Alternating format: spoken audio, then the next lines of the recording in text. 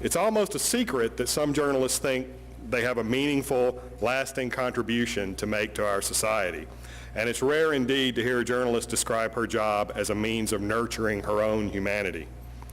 I'm going to use my time today to argue that these rare beliefs are in fact well-founded. Journalism, practiced well, serves society and ennobles its practitioner. And it even has something to say about a perhaps controversial part of the study of humanities, the search for the meaning of life. I'm going to make my argument from the perspective of one of the most wretched of the ink-stained wretches, the police reporter. I'm going to tell a couple of crime stories. These are stories I wrote. I don't share them because they are necessarily models of journalism. I share them because they happened to me, a journalist, and they gave me unique glimpses of the human condition and perhaps glimpses of the meaning of life. But first, I'll tell you the story of how I prepared for this panel discussion today. I did what you all do, I Googled it. I started looking for a definition of the humanities, and I found some not very helpful references.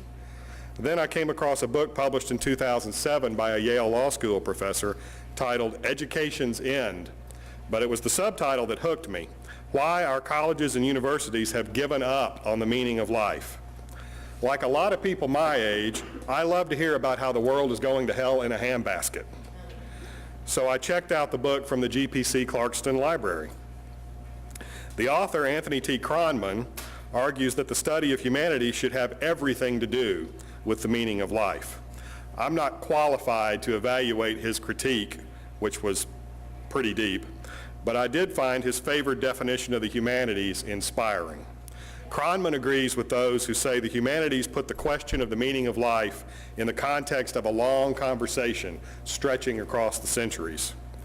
I submit that journalism places that same question in the context of a very wide conversation stretching around the world every day. Journalism describes the human condition now, or at least it should. It often is correctly observed that journalism usually describes the human condition at the extremes. If dog bites man is the norm, then only man bites dog is the news. It's true that if you judged American society by the content of most 6 p.m. local news shows, you would conclude that most of us are murderers or murder victims, and that most of our apartments are on fire. I'm not here to argue that those portrayals tell us much about the human condition. However, there is something to be said for the extremes, even by the standards of the great conversation of the humanities. Great literature has placed great characters in uniquely stressful situations. And you would be hard-pressed to find a more human figure in history than Abraham Lincoln in a time of national slaughter, except perhaps in the numberless stories of soldiers and others who suffered in that and other wars. Studying how they endured and how they made fateful decisions under extreme pressure tells us something about the human condition, something about ourselves. And in a more modest way, so does the first crime story I want to share with you. The lovely family on the screen is the Melendez family. Yvonne and Louis are in the center, the parents, and their daughters Monique and Shannon. That's Monique on the left and Shannon on the right. Louis and Shannon Melendez are mentioned in the story I'm going to read from. So is Colvin Hinton, whose role will become apparent. This is the top of the article, which appeared in 2006. To spend time with Colvin Hinton and Louis Melendez is to see humanity stretched to opposite extremes. On consecutive days last week, the two men talked about Shannon Melendez, who was 19 when she disappeared from a softball field in DeKalb County in 1994. To one man, she was a beloved daughter and then a reason to campaign for justice. To the other, she was a target and then a witness to be eliminated. Hinton sat in a prison conference room in Reedsville in South Georgia and described how he kidnapped, raped, and killed the Emory University student. His confession of acts of unspeakable cruelty delivered calmly, almost matter-of-factly. He never said why he did it or gave any hint that he tried to resist the urge to rape and kill. The next day, Louis Melendez went about his usual waterside lifestyle in Key Largo, Florida, even as he talked about the grief anger, and resolve that for 12 years have fueled his battle to call Hinton to account for the murder of his daughter. It was not an ending for Louis Melendi. Shannon's remains probably never can be found, even if Hinton told the truth about how he disposed of them. And Melendi's campaign against Hinton will not end as long as he has any chance of parole from the life sentence he received last year for Shannon's murder. But it was the last major turning point in a long story of cruelty and courage, and it offered glimpses into one man who could inflict agony and one man who could bear it. Now, I had seen some of the agony I was talking about with the Melendis. A year before Hinton's confession and 11 years after Shannon had disappeared, Hinton had been found guilty. My colleague, Renee Hannons-Henry at the Atlanta Journal-Constitution, was in the courtroom and took this very different family portrait. That's Yvonne, of course, on the left, being comforted by a witness advocate for the DA's office, Louis on the right, and their surviving daughter between. Flashing forward again to 2006, Hinton's lawyer invited me to the Georgia State Prison in Reidsville to hear Hinton offer his confession to prosecutors. He had lost his appeal, and apparently he had given up all hope of beating the charge. My story at the time went on at some length about Hinton's stomach-turning confession and Louis Melendi's bitterness. Melendi believed DeKalb County Police botched the investigation in 1994 and forced him into his long and financially draining campaign to keep the case alive. This is how the story, the newspaper story, ended. Melendi and his wife moved toward financial recovery 3 years ago, selling their house in Miami and using the profit to pay off debts and buy a smaller home in Key Largo. The home also clearly is part of Melendi's personal journey toward finding a way to cope with his loss. Melendi loves the water. Just off the back porch of his house is his dock and a 25-foot sport fishing boat. He invited a visitor for a quick outing into the Florida Bay. Melendi was a rock and roll drummer as a young man, and he blasted My Boyfriend's Back over the boat's speakers from his 1,000-song iPod. Then he spotted a fin to starboard. "Ooh, dolphins," he said. He steered toward the fin, cut the engine, and slapped the side of the boat to see if the dolphin would come for a closer look. Two fins seemed to circle at a distance, but came no closer. Melendi soon gave up the effort, turning the boat back toward his life on shore. Louis Melendi and his wife and surviving daughter were far from the only grieving people I met during 6 years as a crime reporter. I will confess that was the part of the job I dreaded most. I'd been a reporter and editor for 25 years before my crime assignment, but most of that time had been spent on politics, government, and other bigger stories. On the crime beat, I worried I would find myself among the media vultures, feasting on the grief of others to build ratings, circulation, and clicks. Instead, I found my time with people like Louis Melendi incredibly rewarding. They shared a nobility of the human spirit, and I found that far from seeing me as a vulture, they appreciated the chance to tell their stories. They could use a reporter, one who remained a human being, as one of many small steps toward finding meaning in their lives, and that's not too far from finding meaning in their devastated lives. A reporter who does this with any human honesty cannot help but learn a lot about empathy and the human condition. In recent years, I've taught workshops with experienced professionals on interviewing. Probably the best received advice I've given reporters for these emotion-laden interviews is it's okay to be a human being. It's interesting how many of them thought that was against the rules. But be warned, there's a price to be paid for acknowledging your humanity. Some sad stories get even worse. This is Debbie Plunkett and her grandson, Mason. And this is the top of the story. I'm going to read a few paragraphs that I wrote about Debbie. Debbie Plunkett was a voice on the phone. I never shook her hand or got to know her face.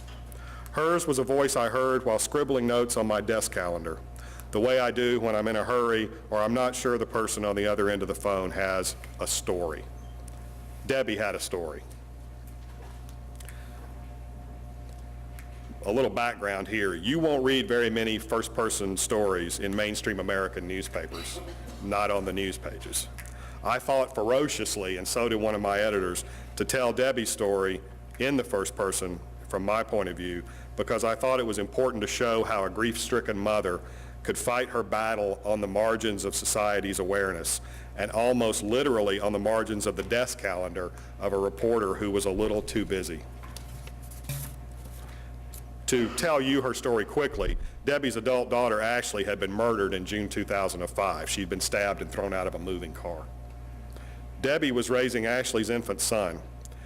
Debbie called me the month after the murder. She felt the authorities weren't trying very hard because Ashley associated with drug dealers and users. Ashley was mentally ill and possibly an addict. A few weeks later, I wrote a story about the unsolved murder. 6 months later, Debbie called, excited, to say an arrest had been made. 6 months after that, the district attorney's office dropped the charges, saying the evidence was too weak. Throughout the newspaper story that I read from earlier, we reproduced my actual handwritten notes that I'd scribbled here and there while talking to Debbie. For me, the scribbling starkly underscored how words cannot do justice to the meaning of a grieving mother. Debbie asked me to try to find a magistrate court's tape recording of a hearing that I'd missed where the evidence had been outlined. Months later, I finally got around to trying, but apparently the court recording system didn't work. The newspaper story picks up at that point. I had a week off at Thanksgiving. Before I left work, I called Debbie's number and left a voicemail to let her know I had looked at the district attorney's file on Ashley's case and would keep trying to find a record of the hearing. At some point during my vacation, I checked my office voicemail from home. On Tuesday, November 21st, a woman I didn't know named Teddy Rowell left a message. Rowell was returning my phone call to Debbie. And at this point in the newspaper story, we reproduced the piece of notepaper. It was actually my wife's Peter Rabbit notepaper, where I had taken down what I heard Teddy Rowell saying on the voicemail. I hate to leave this on your voicemail. Debbie died Sunday. Again, to speed up the telling of the story, the autopsy conclusion was that Debbie had an accidental overdose of painkillers. It'll forever be a mystery exactly why she took so many. I was unable to arrange an interview with Debbie's husband. Debbie's friend made sure he knew I was planning another story, but I had no way of knowing how he felt about Debbie's crusade. So I ended the story this way. Debbie was 43 years old. She left behind her husband and two sons, now 19 and 16, and her grandson. They knew the real Debbie and will come to terms with her death in their own ways. But the Debbie I knew, the woman in my calendars and notebooks, never surrendered. As she told me once, I've had friends tell me, Debbie, give it up, she's gone, you're killing yourself. But I will not give up. I am going to wrap up now. I've talked with some passion about the need for a job I don't do anymore. In fact, my former job doesn't exist anymore. My newspaper, like almost every large American newspaper, dramatically reduced its staff over the last few years. So this is the part where I'm sorely tempted to say we're back in that handbasket on our way to hell. With fewer journalists and more pressure to pursue a mass audience that no longer exists, too many newspapers and websites increasingly look like the awful, superficial exploitation that characterizes so much television news. But I wouldn't bother being here if I thought all was lost. I'm optimistic about the next generation of e-readers or tablets or whatever will make the written narrative news story again economically viable. Since I began preparing this talk, the iPad has been unveiled, and I'm very excited about it. I think new technology will give the next generation of journalists at least a fighting chance. Our new friend, Mr. Kronman, the author from Yale, says near the end of his book that we've gotten too enamored of scientific truth in recent decades. He writes, our scientific knowledge of the world is today greater than ever before, but earlier ages knew more about humanity than we do.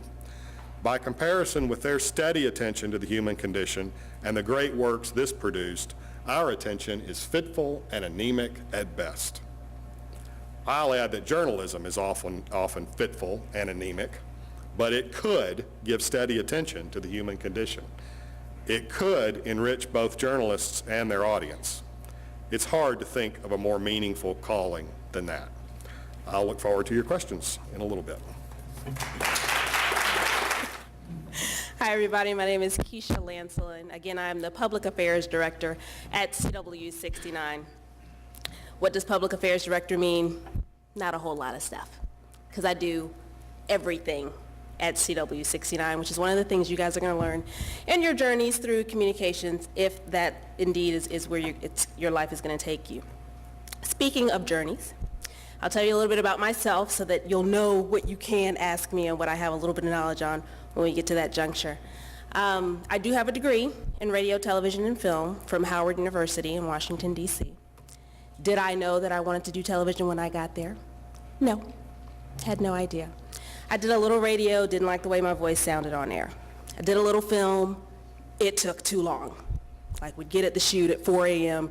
and shoot our first thing at, noon. Not really for me. All that wasted time in my head, I thought, this is not going to do it. So then I started, doing a little television, which was like, okay, I could do this. Like, I had a friend say once, I asked her what made her want to be a reporter, and she said, I'm nosy. I have to know everything, and I have to tell everybody. And that's kind of how that works to some extent. So I got into television, and I was like, this is so cool. So, like, I just ask questions, people tell me, and then I tell everybody else. I could totally do that. So that's kind of how I decided that that's what I wanted to do in this industry, in media. Lots of internships, some of them great, some of them not so great. I don't want to name specifically where I did what, but there was an internship where I just made oatmeal for the most part. For Tony Braxton and, Quincy Jones and some very cool people, but for the most part, I was an oatmeal maker. This is too lumpy, this is too creamy, and that is what I did. Now, was it a waste of my time? Absolutely not, because I made a lot of contacts at that internship, some of whom I can still reach out to today. And so, you take what you can from every entree that you have. Other internships, again, I went to school in D.C., which was a union town at the time. I'm not sure if it still is. So they would say, this is how you do this, and then you push this, and then this happens. And I'd go, oh, okay, cool. And I'd go to push it, and they go, whoa, wait. Do you have a union card? You can't touch that. Okay. So I had those, couple of things on my resume that made it sound like I've done all these great things in television for my internships, but I really hadn't touched anything. I hadn't really moved anything because of a union town, and I couldn't really do that. So, all right. Had another internship at CNN here in Atlanta. Had a couple other ones in D.C. that did actually serve the purpose of learning television. So I come out of school with this 4-year degree, and I'm like, yes, this is it, even though all of my professors and everyone have told me no one really gets a job in television. You're going to end up in PR, or you're going to, go back to waitressing or whatever else, because the statistics or whatever are really pretty scary in terms of actually ending up at a television station. So I said, whatever, I'm going to do it. Very, very blessed. I'm a Christian, so I use that word a lot. Some people call it luck. But whatever, my first entree into television was at CNN in Atlanta, Georgia, where I'm from. How does that happen? Very cool. All of my friends are excited. Everybody's like, yeah, you've made it. This is cool. So I get there, and I'm all juiced, and I'm ready. And I hated it. Like, really, really hated it. Now, didn't hate television. Still love television. But I hated news. Who knew? I'd never really done news. But in my head, that's what communications was, or that's what television was. Television is news. So I'm at the cable news network, and I hate news. Like, how much does that suck? So here I am, out of college, and I'm thinking, did I seriously just waste my degree? Because this is not good. Completely complaining all the time. Still living with my mother because, they don't pay. Not just them, but media in general. So I'm still living with my mother, right out of college, and all this good stuff, trying to save money. And I hate it. So I'm doing all this complaining, and really my love is sports. I've always loved sports, and I always thought that I was going to be just, the greatest sports photographer ever. And that's what I was going to do. So I did get some opportunities. I started freelancing, which was great money, but no benefits. You cannot get sick if you have no benefits. So even though freelancing sounds great, let us not catch a cold. okay? Because it's not a $20 copay. So I'm like, okay, well, I can't, leave the job I have with like benefits and stuff and go do this cool freelancing thing where I'm really making money and I'm loving it and it's sports. But I'm still doing the whole complaining thing because that's clearly how miserable I am doing news. Happened to be complaining. I got an awesome job at the Olympics at the time, around the time I was coming out. 96 Olympics come to Atlanta. I was freelancing for the Olympics and complaining. And somebody said, well, there's an all entertainment network coming to town. Maybe you should, look out for that and see if there's any room or blah, blah, whatever. And I was like, yeah, let's do that. And essentially about 6 months later, UPN came to town, which is the United Paramount Network at the time. So I'm pretty much knocking at the door. Need any help? Is there anything I could do? I'll do it for free. I just kind of want to be here. And they're like, yeah, okay, whatever. There's always something we can do for free. So I did some production assistant, did some stuff here, kept coming back. Anything going on? Anything you want me to do? I'll do it for free. So they're like, yeah, whatever. We got this little show. You could do this and whatever. I'm all over it. And eventually, they had a job that came open. It was a production assistant job, entry level, whatever. And as they were mulling over their candidates, I guess, they thought, what about the crazy girl that's always outside? Doing stuff for free. Like, should we just hire her? Because she's like always here. And that's how I got my first job into entertainment television at UPN. UPN then merged with the WB, and here I am now at CW 69, and that was 16 years ago. And so clearly I enjoyed it. So I tell that story to say, figure out what you don't want to do. Like, don't waste that very valuable time in your lives doing something that makes you miserable. And it's not that news is horrible. A lot of people love it. Like, I have friends who are still in news and anchors all over the country who just feed on it. Like, one of my girlfriends called me, she was like, hey, I got a police scanner. I was like, okay. That's good. She's like, no, I can know the story before the story's a story and get to the newsroom and I'll be, okay, good luck with that. Some people love it. And if that's what you love, that's what you should do because you're going to be very good at it. I would have been a horrible anchor. Because the humanities of I'm human. I'd be, then there was a rape. Y'all would be like, really? That's the anchor? It's just not for me. So know what's for you and what's not for you because it will make your life a lot easier. So here I am now as a public affairs director, and essentially I am community relations. I get to do this for a living. I come out, I speak to schools, I speak to students, everything from elementary to college. I go to nonprofit organizations who don't have any money and I say, hey, I'll put your message on for free. They love me. I sleep good at night. I don't talk to people whose kids have just been murdered. I don't knock on doors saying, I know that the rapist just moved next door to you. How do you feel? I don't do that for a living because I'm not made like that. That is not the fabric that I am cut from. So please, figure out what you want to do. Figure out what you like to do. Figure out what you can do, how you're made, what you're good at, and press forward. I will say, communications in general, it's a love of the game. If you don't love it, you're not going to last. Because essentially, like I said, when you get in, you're not going to be making any money. Let's just get that out there. There are no bones about it. And also, when you get in, to some extent, it's not always the prettiest business out there. So if you want to be on air, if you're not cute, you're not going to be on air. I don't know how to say that any other way. Somebody has to like the way that you look. I don't necessarily have to like the way that you look, but whoever's in that chair making those hiring decisions has to like the way that you look. Now, is that a fabulous thing to say? No, but it's the truth.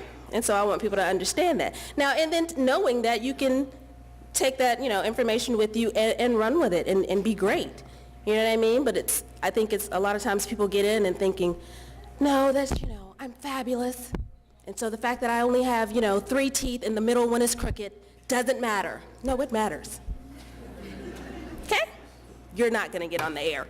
So you might want to either fix the teeth or figure out something else to do. So that it's, that kind of business too. It's people like to, be pleased with what they're looking at. Is all of that, across the board in the business? No, there's a gazillion things you can do in television. You don't have to be on air. You know what I mean? And again, you don't have to be beautiful to everybody. You have to be what they're looking for the moment. For the moment, they may be looking for a long, a redhead with long hair. So if you're a blonde with a sexy little bob, you're not going to get the job. Because that's not what they're looking for. There's nothing wrong with you, there's nothing wrong with your bob. But that's not what they want. And so you're not going to get it. And so be okay with that. Have tough skin and move it along. Because there's a lot of stuff I got passed over for. In fact, I never even wanted to be on air. I know how I got a television show. But essentially, I have no idea how I got a television show. Because that's not what I wanted to do in this business. And I was totally closed off to it and like, no, I'll always be behind the scenes. Thanks. This is good. And so I'm editing this show, because I was editing at the time, because I moved from a production assistant to a camera operator to an editor, found the editor thing. I like this. I'm good at this. I get complimented on this. This is what I want to do. And again, I'm at this entertainment network, so I have benefits. I can go to the doctor. And I'm getting a paycheck. Life is good. The show, named Community at the time, the guy gets unfortunate news that he has to go back home to Boston to take care of his mother. So he says to me, Keisha, you ask great questions while we're editing the show. And I'm like, okay, cool, thanks. He's like, and you really seem to enjoy the whole community aspect of it and all that. And I was like, yep, it's good stuff. He's like, I think you should apply for the job. And I was like, absolutely not. He's like, why? And I'm like, I don't want to be in front of the camera. Like, I want to do the community thing, but I want to do it back here. I'm good. Thanks. He's like, no, really, I think you'd be good. And I'm like, thanks, but not so much. So he browbeats me, and he's like, well, just for fun, the next interview, you do the interview, I'll be the camera person. Like, completely for fun, just whatever. And as you can tell, I rarely back away from a challenge. So I'm like, okay, sounds good. So I do the interview, blah, blah, whatever. We come back. He's like, so, that was awesome. What do you think? And I was like, no, not going to do it. I'm good right here. And he leaves, goes to Boston. They're doing the job search, whatever. It's all good. Like, I don't know how much time went by. My boss, the general manager of the station, who, I didn't even know she knew my name, quite frankly.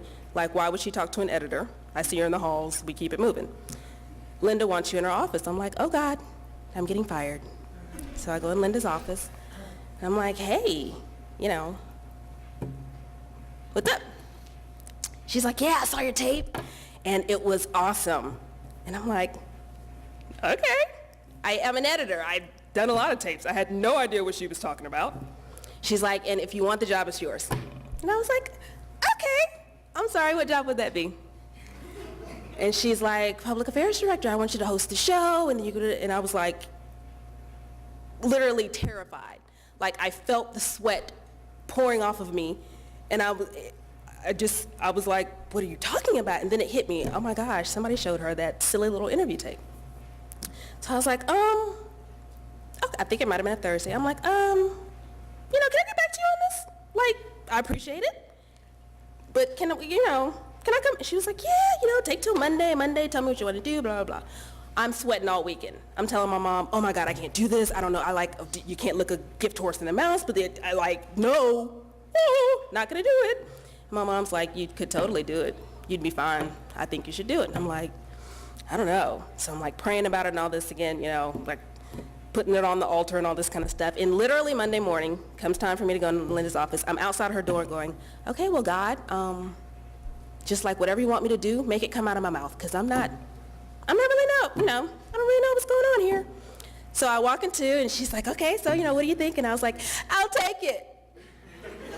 And wanted to die. My heart just fell into my shoes. And I was like, God, that's not really what I wanted you to do. So that's how I ended up in this job. So don't ever close yourself off, because you never know. Because I absolutely love my guests. I love the show. And I think part of it was I was freaked out, because I thought if you have to be on television, you have to be famous. Not.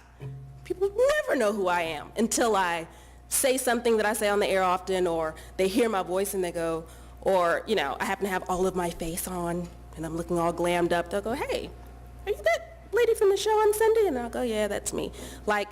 Never happens. So I don't have to do the famous thing, but I still get to do what I love, and it's awesome. So figure it out, guys. Kind of early. Internships are great. Please take the opportunity to do that, because you don't want to be miserable. I think about it and I'm like, man, had I known this at the top, I'd have been doing this the whole time. because it is a pretty cool job to have. So that is my entree. That is what I do. That is who I am. So I hope that I can help you guys out with your questions. Thanks. So far we covered off journalism, television, and then radio. It's how to succeed in media. Work hard.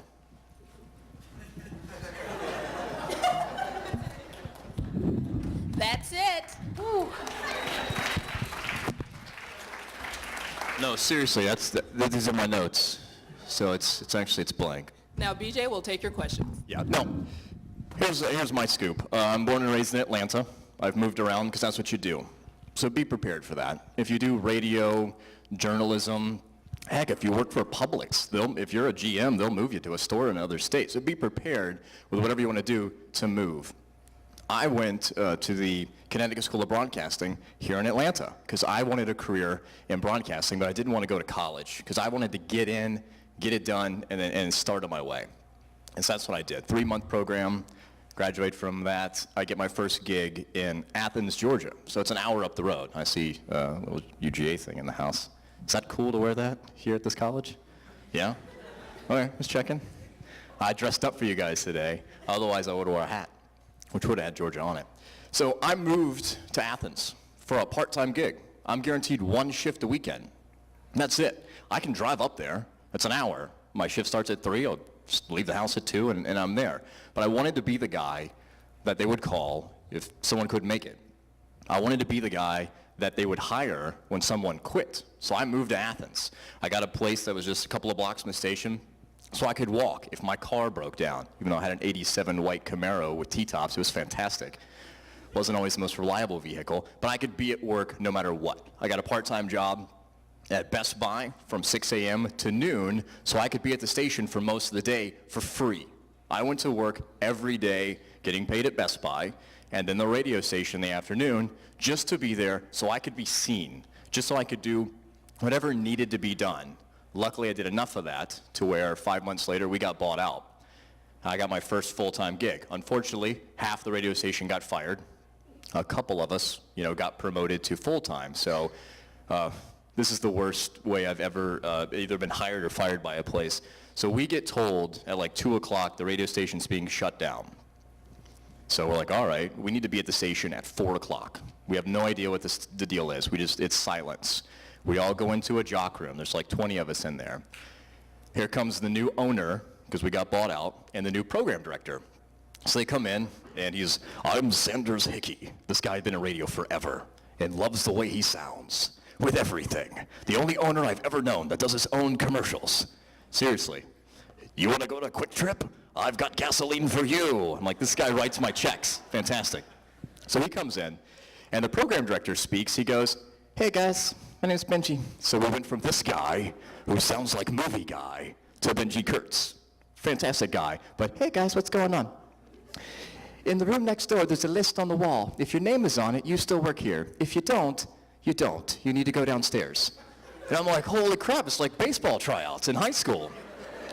And then so you walk in there, and it's like, all right, the name is on the list, I have a job, then I'm just, oh man. So you just kind of look, and if you see the person next to you start crying, and then you look to see if their name's on there, okay, cool, I got a job. And that's how I got my first full-time gig, like baseball tryouts. So I went back to the room, the other half went downstairs, and that's how it started. I've been full-time ever since. I've done radio for 13 and a half years. That job got me into programming, because that's what I do. I'm the program director of 99X here in Atlanta. Probably half or more of you are going, is that an internet radio station? Is 99X even on the air? Yes. We came back on the air April 17th of last year at 97.9. So yes, we're 99X at 97.9, but it's a whole branding issue, which I'm also brand manager. We can talk about that later on. But I found programming at this radio station in Athens. Programming is where you run the radio station. Like, I'm the boss of 99X. I'm over anything that touches that radio station. If I don't approve of it, it doesn't happen. If I have a really good idea and I really want it to happen, I can push and make it happen, but it doesn't always work that way. So that's what I do. I'm also on the air currently. Like, I'm literally on the air right now, me and Joe from the radio station. We're listening to me as we were driving over here, because we record stuff when we have to. I tend to record a little bit more than I should and miss some contests from time to time and make up lies on the air to why the contest didn't work the way I had said it would. It happens. So programming is what I started in Athens. Did that job for 3 years, doing afternoons, various things. I worked for Cumulus Broadcasting is who I work for now. We're the nation's second largest broadcast corporation. We have over 420 stations across the country. We have 3 here in Atlanta, which is Q100, all the hits. Anyone listen to Top 40? The Burt Show. It's exciting. They had a bunch of overweight people today because they're losing weight to win money. Fantastic. And they put donuts out in the room. Like you don't do that. So we got Q100. We also have Rock 100.5, which is Atlanta's rock station. So we have the regular guys in the morning. And so we all share the same, same floor of our building and whatnot. So I worked for Cumulus in Augusta for 2 months, and they let us all go on Easter Sunday, literally fired us on Easter Sunday. Called us into the station, Easter Sunday. That's a holiday. I did ask. I'm like, tomorrow's Easter, right? Oh, fantastic. But luckily they placed us in other places. So I went to Lexington, Kentucky for 3 years. This is where the moving comes in. Started here, just living in Atlanta, moved to Athens for 3 years, Augusta for 2 months. And when you move and pack all your stuff up and get a lease, it's not great. Lexington, Kentucky for 3 years. I got a job offer to go to Savannah and Hilton Head. Lexington, Kentucky, Savannah and Hilton Head, no contest. So I went down there and I programmed a radio station for 4 years, and I was also assistant operations for 7 stations. So there's an operations manager whose job is to overall make sure everything functions, and I assisted him to make sure out of the 7 stations that we made things work. Then I worked in town for 105.3 The Buzz. I don't know if you guys remember that station. Our whole job when we came on, Clear Channel put us on, and Clear Channel's the #1 broadcaster in America. They have 1,200 stations. Remember, we're number 2, we have 420. Kind of disparaging numbers there. So Clear Channel put that station on to destroy 99X, and we did it.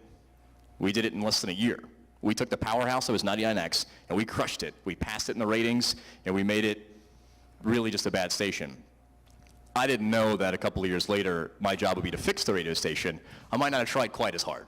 I would have been like, yeah, let's just do this. It'll be fine. So I did that for a little bit. Since we did succeed by doing that, we took 96 Rock, remember that station?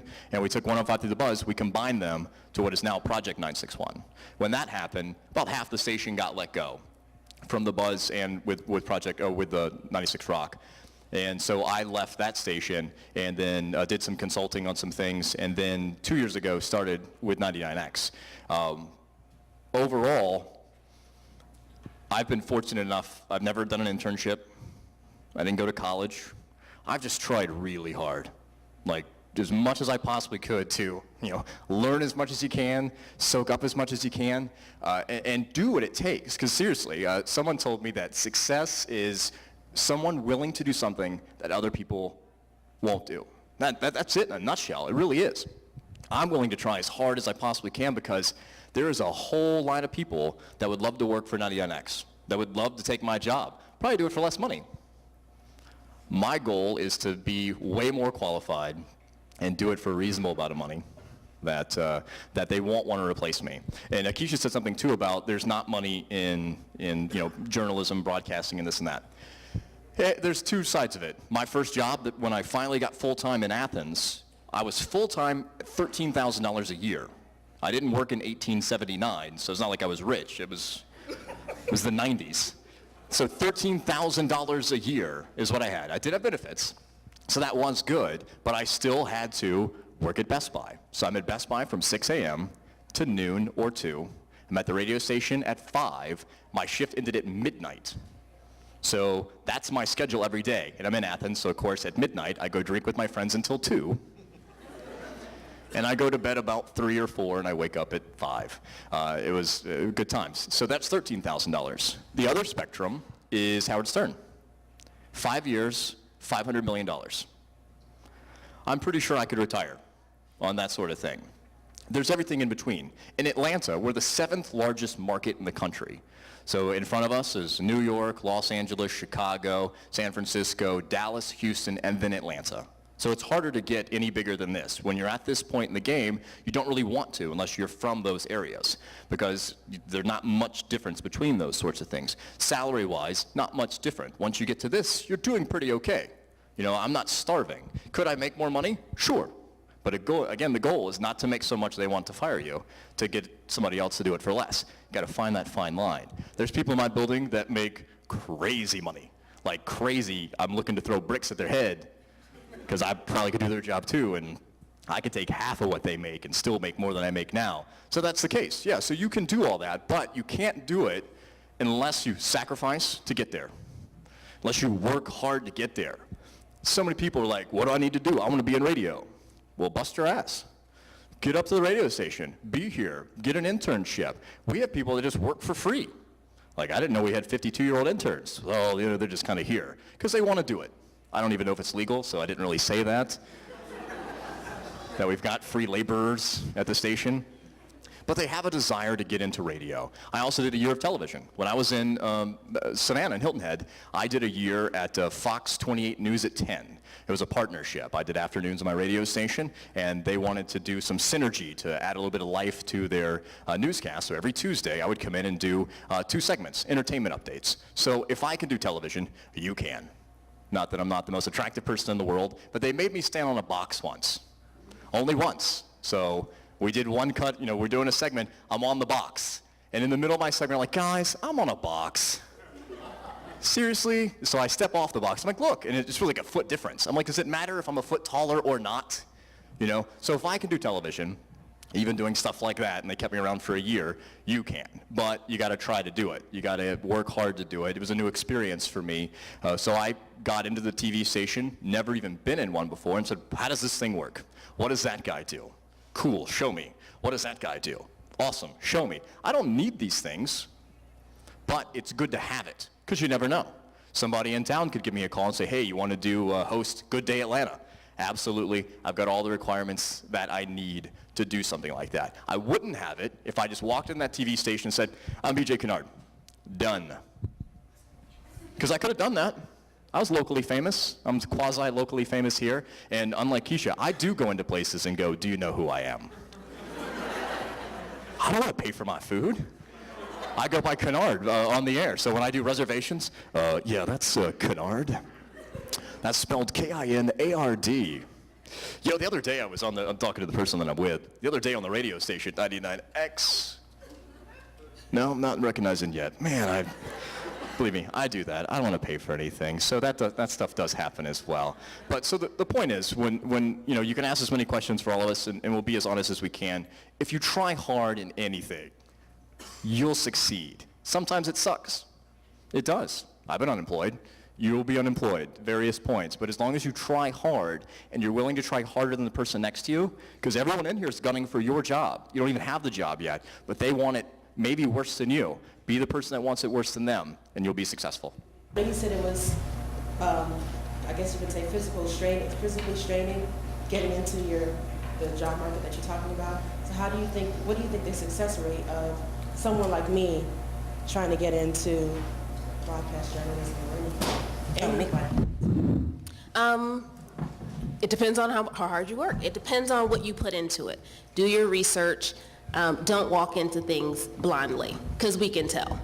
You know what I mean? If you're going for an internship, or if you're going to, you know, can I shadow you for the day or whatever, and you're writing that letter to me and you're saying, you know, I love news. Okay, yeah, well, we don't do news. So clearly you don't love this station. So I'm probably going on to the next one. You know what I mean? Be diligent about knowing what you want to do and do the research behind it, because we can tell the difference, and we're impressed by it. You know, when people say, I saw that segment you did on diabetes, blah, blah, I'm like, oh, really? Oh, you were really? Okay, cool. And I'll, you know, I might read a little further down the letter or whatever it is. Don't be shy. It is hard. I mean, my professors didn't lie to me. It is, I don't know, at the time it was something crazy like 3% of people with this degree actually end up in a television station. But I still ended up in a television station.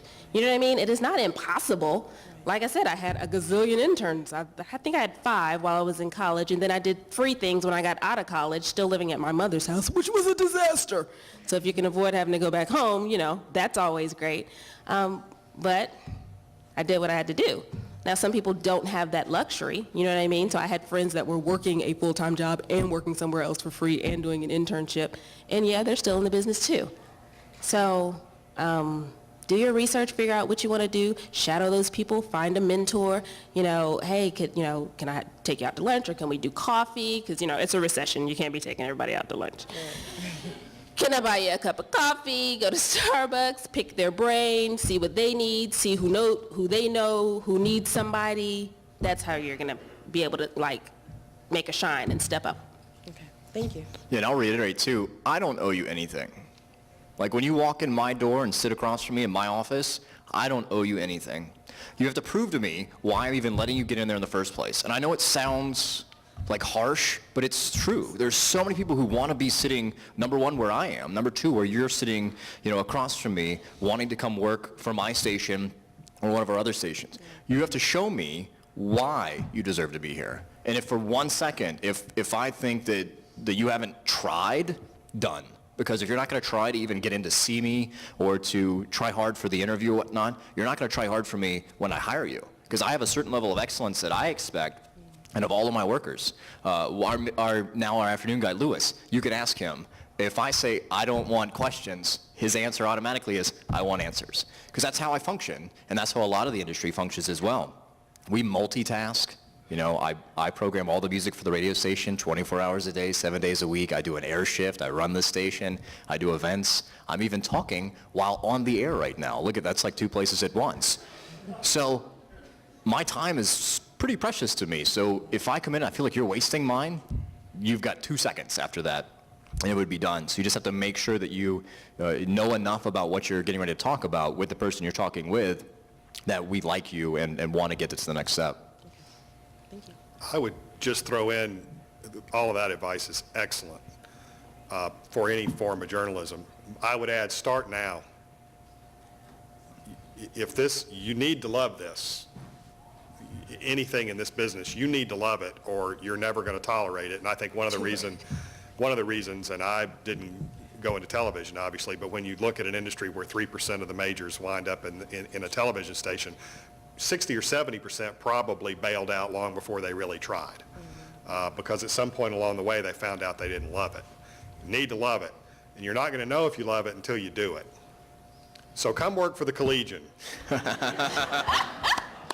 Thank you. Nice.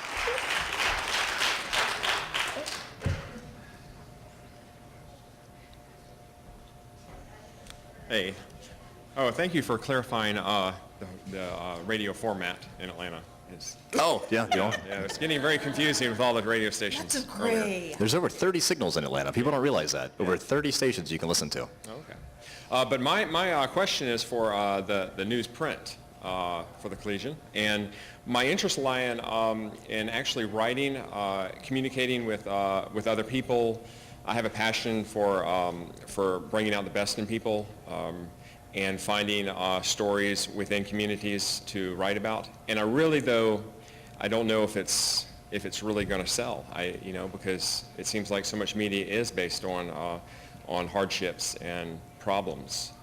But can you lift up going to third world countries, so to speak? Can you lift up communities and bring help to them? That's always been a tough question. And right now, it's quite impossible really to answer because of the shakeout that's going on in the business on the print side. And these folks know how it's shaken out on the broadcast side. And it's, I believe, as I said a few minutes ago, I am optimistic.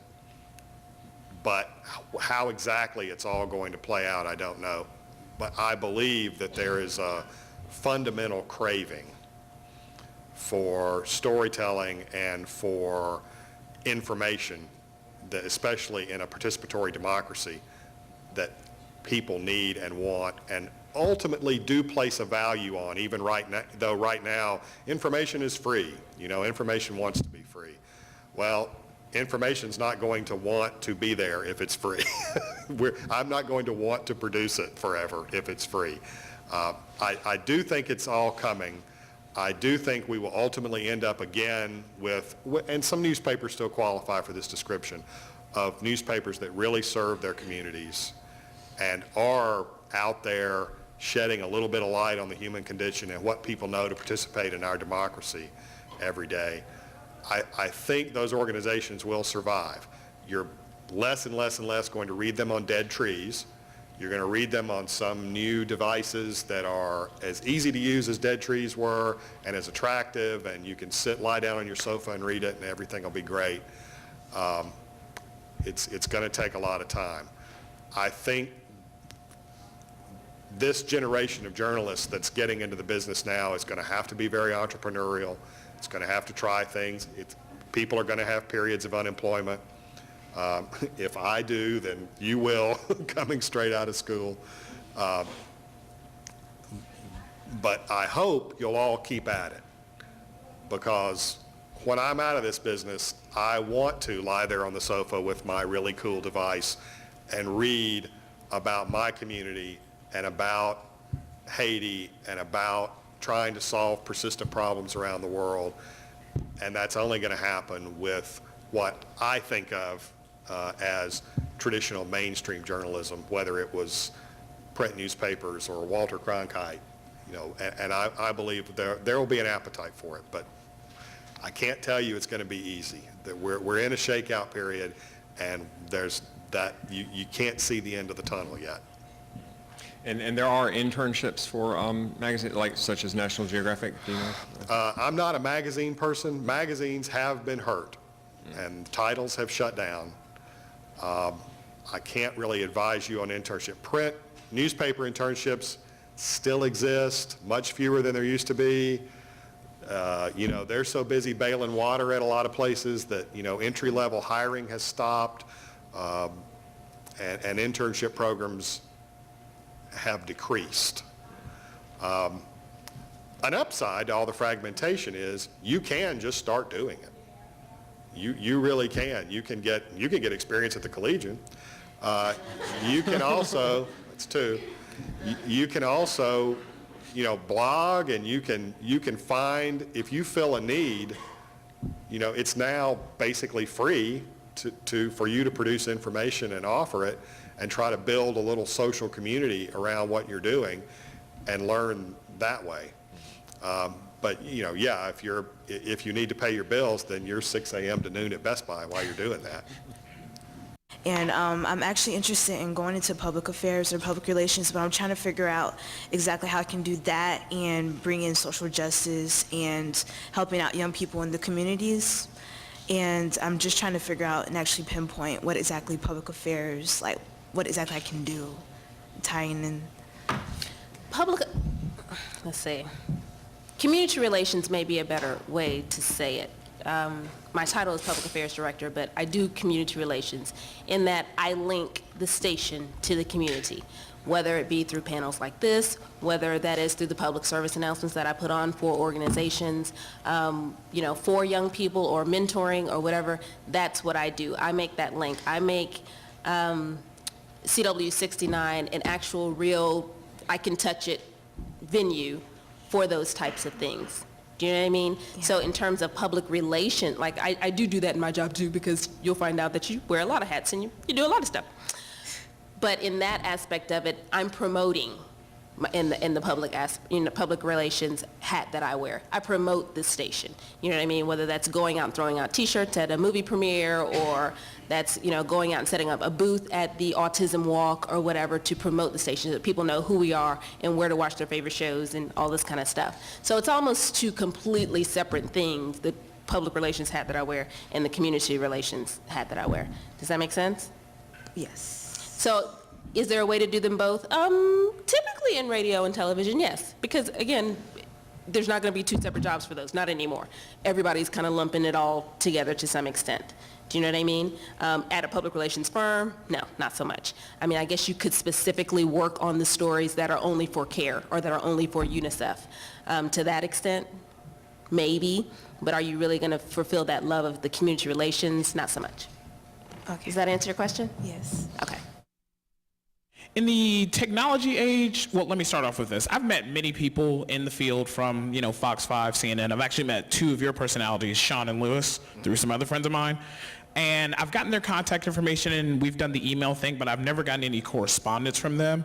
That combined with what is believed to be the death of journalism, how do I prevent that from discouraging me from actually pursuing this as a career? Yeah, also, all right, this is probably true for anything. First off, make sure whoever you talk to is the one to talk to. Sean and Lewis, Sean does nights for us, Lewis does afternoons. It's hard enough to keep them focused on the show, let alone all the peripherals that happen. So, make sure you get to the right person so, you're talking and knocking on the right doors. Now, when we hired Sean to do nights, I had over 300 people, disc jockeys, experienced disc jockeys throughout the country, apply for her job. 300. Those are all emails and all that. It's tough to get to all of them. I would try to do a reply and things like that. The ones I would reply to are the ones that might send that second one. Just a reminder, that third one. Just let you know I'm still interested, don't know if you filled it. Not, I don't know why you haven't got, so it's also using some tact when you do follow up, because it took me a week and a half to call back a guy who called me from a friend. One of my friends told him to call me on something, and it took me a week and a half to call him back. Makes me feel bad, but that's just timing. That's how busy a lot of us are because of that. So talk to the right person, no matter what it is, and then figure out what you need to talk to them about. Assess that first conversation with them and read into what they're telling you, not what you want them to tell you. Because you may go in with this desire, they may be telling you something that's different than what you want to do or have interest in, but this is a way in. Pay attention to that part of it, not going, well, they didn't have anything for me. They had something. You decided it might not be for you, and that's fine. It might not be for you, but you have to figure out, is it going to be the avenue to get you to your destination? Almost sound like a postcard on that one. Okay. Again, I'm going to go back to my whole research thing. Use people that you typically, or utilize people that you typically might think, well, they're not going to, like receptionists know everything.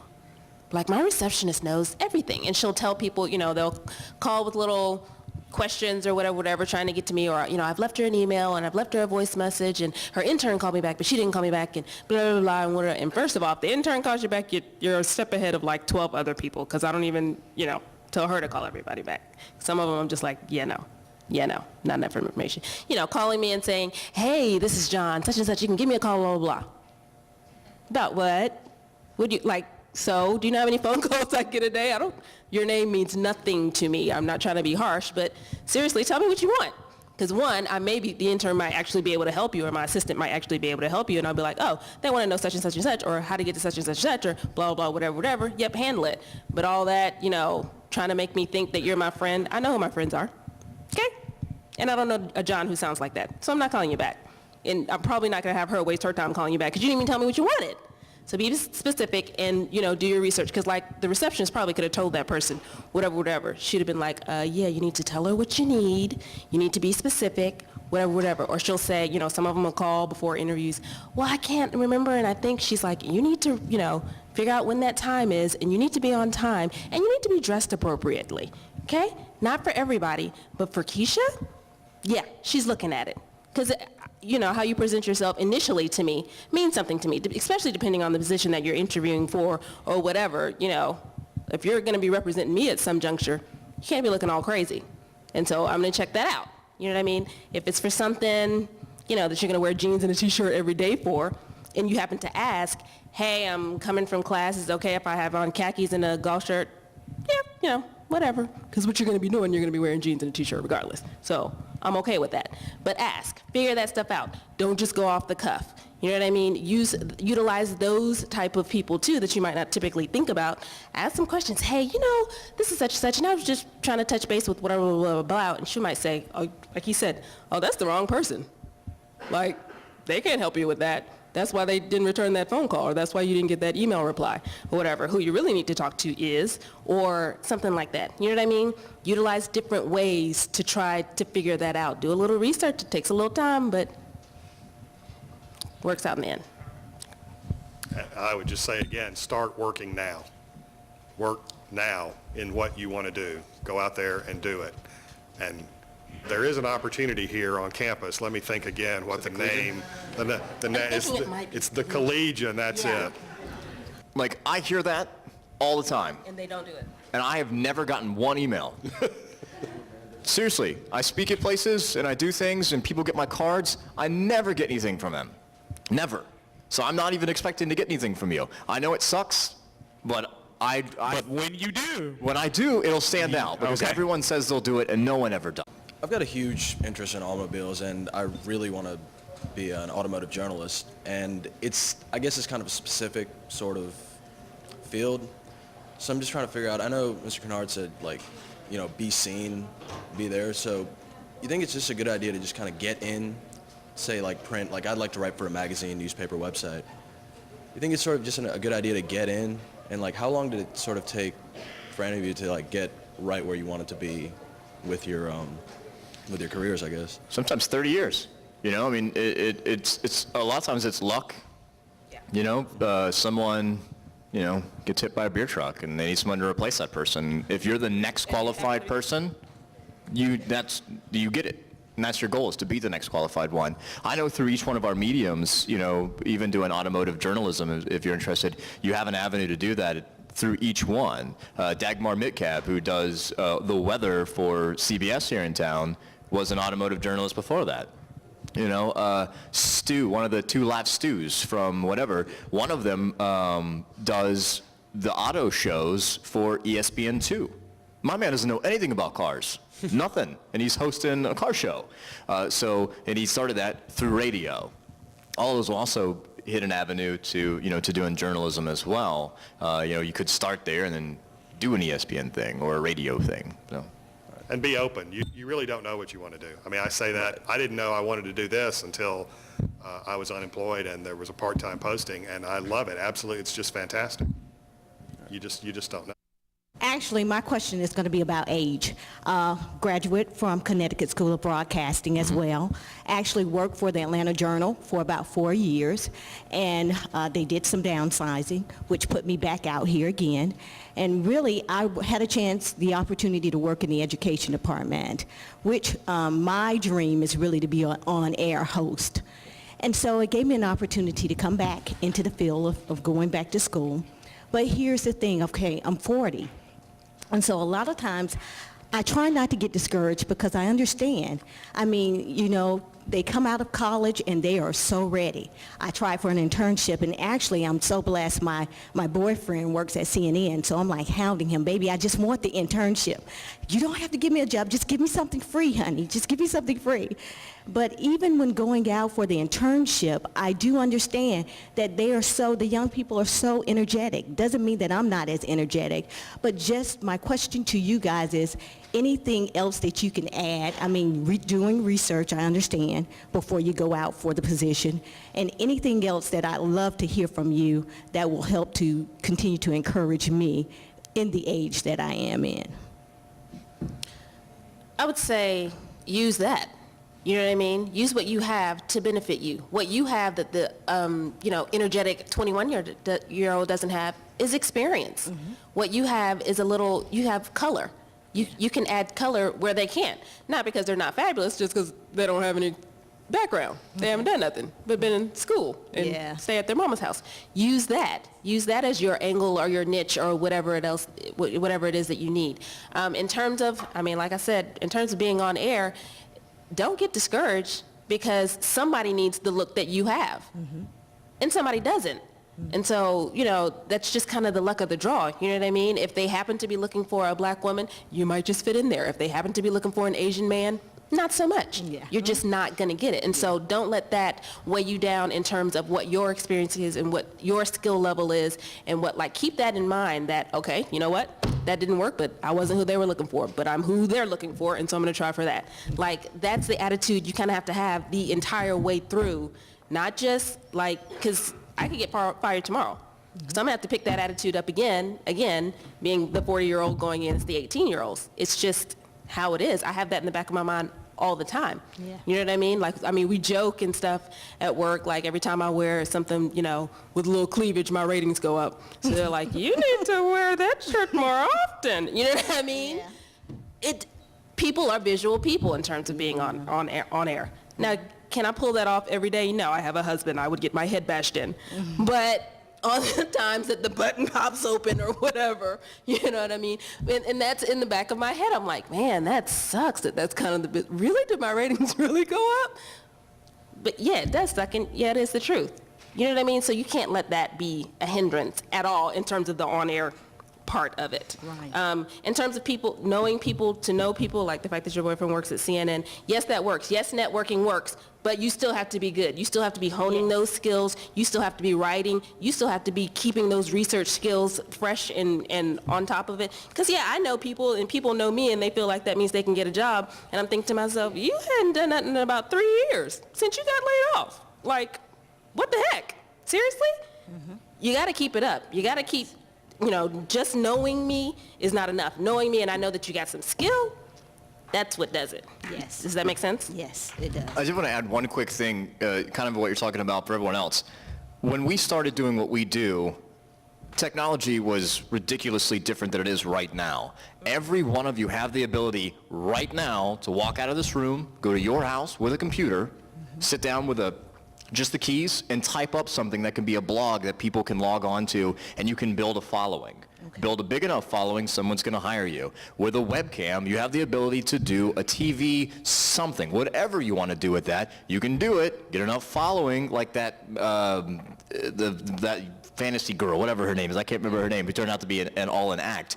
But get that going, someone's going to hire you. You can do a webcast right now, a podcast, and do radio something right now, where we did not have the ability to do that. Get a big enough following, get enough experience doing that, someone will want to hire you. Why would I not want to pick up someone who already has listeners, readers, or viewers? And so it really is as easy as that. Make my job easier. Okay. So. All right. Thank you.